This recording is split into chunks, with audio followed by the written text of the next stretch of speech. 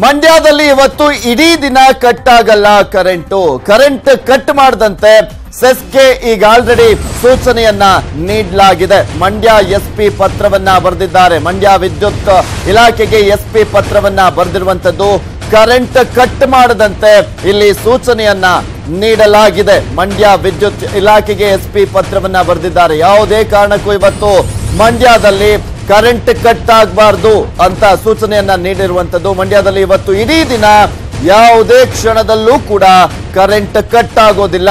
Complete ಆಗಿ ಇವತ್ತು ಇಡೀ ದಿನ ಅಲ್ಲಿ ಕರೆಂಟ್ ಇರುತ್ತೆ. ಇಲ್ಲಿ ಪ್ರಮುಖವಾಗಿ ಮಂಡ್ಯ ಎಸ್ಪಿ ಶಿವಪ್ರಕಾಶ್ ದೇವರಾಜ್ ಅವರು ಪತ್ರವನ್ನ ಬರೆದಿದ್ದಾರೆ. ಅನಿಯಮಿತ ವಿದ್ಯುತ್ ಸರಬರಾಜಿಗೆ ಪತ್ರವನ್ನ ಬರೆದಿರುವಂತದ್ದು. ಇವತ್ತು ನಾಮಪತ್ರ ಸಲ್ಲಿಸಲಿದ್ದಾರೆ ಸಿಎಂ ಕುಮಾರಸ್ವಾಮಿ ಅವರ ಪುತ್ರ. ಸೊ ಹೀಗಾಗಿ ನಿಖಿಲ್ ನಾಮಪತ್ರವನ್ನ ಸಲ್ಲಿಕೆ ಮಾಡಲಾಗ್ತಾ ಇರುವಂತಹ ಹಿನ್ನೆಲೆಯಲ್ಲಿ ಎಸ್ಪಿ ಅವರು ಪತ್ರವನ್ನ ಬರೆದ್ರ ಅನ್ನುವ ಪ್ರಶ್ನೆ ಕೂಡ ಇಲ್ಲಿ ಎದ್ದಿರುವಂತದ್ದು. ಸಿಎಂ ಸೂಚನೆ ಮೇರೆಗೆ ಪತ್ರವನ್ನ ಬರೆದ್ರ ಎಸ್ಪಿ ಅನ್ನುವ ಪ್ರಶ್ನೆ ಎದ್ದಿದೆ. ಇನ್ನು ಸುಮಲತಾ ನಾಮಿನೇಷನ್ ವೇಳೆ ಕೈಕೊಟ್ಟಿತ್ತು ಕರೆಂಟು, ಕೇಬಲ್ ಕಟ್ ಆಗಿತ್ತು, ಈ ಎಲ್ಲಾ ಘಟನೆಗಳು ಕೂಡ ನಡೆದಿತ್ತು ಅಂತ ಅವತ್ತು ಅಭಿಮಾನಿಗಳೆಲ್ಲರೂ ಕೂಡ ವೇದಿಕೆ ಮೇಲೆ ಹೇಳ್ತಾ ಇದ್ರು.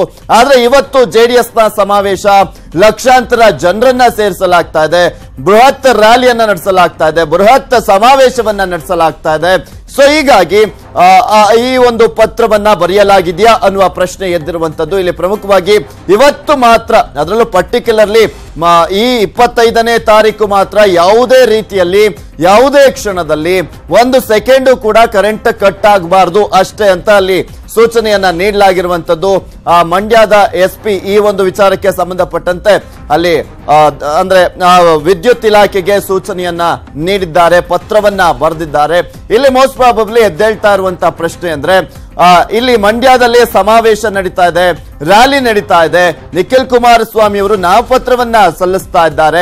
ಇನ್ನು ಸುಮಲತಾ ಅಂಬರೀಶ್ ಅವರು ಬಂದಂತಹ ಸಂದರ್ಭದಲ್ಲಿ ನಾಮಪತ್ರವನ್ನ ಸಲ್ಲಿಸುವಂತಹ ಸಂದರ್ಭದಲ್ಲಿ ಸೇರಿದ್ದಂತ ಒಂದು ಜನಸಾಗರ ಏನಿತ್ತು ಅದಕ್ಕೂ ಡಬಲ್ ಜನವನ್ನ ಸೇರಿಸ್ತಾ ಇರುವಂತಹ ನಿರೀಕ್ಷೆ ಕೂಡ ಇರುವಂತದ್ದು. ಈಗ ಆಲ್ರೆಡಿ ಎಲ್ಲಾ ರೀತಿಯಾದಂತಹ ಸಿದ್ಧತೆಯನ್ನ ಕೂಡ ಮಾಡಿಕೊಳ್ಳಲಾಗ್ತಾ ಇದೆ.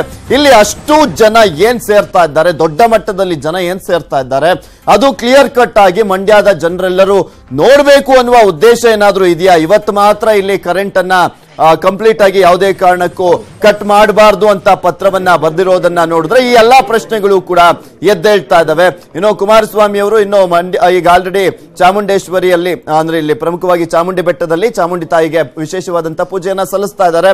ಅದಾದ್ಮೇಲೆ ಎಲ್ಲವೂ ಕೂಡ ಶುರುವಾಗುತ್ತೆ.